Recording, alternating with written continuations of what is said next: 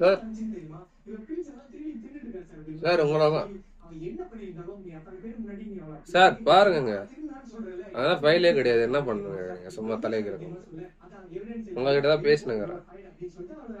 எனக்கு 4 லீவ் வேணும். அந்த எழுதி பர்மிஷன் லெட்டர்ல எழுதி கொடுத்து அங்கே வைங்க, நான் எடுத்துன்னு போயிடுறேன். சீக்கிரம் போடுங்க சார்.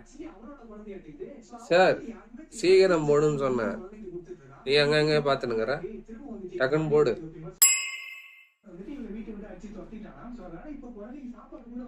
சார்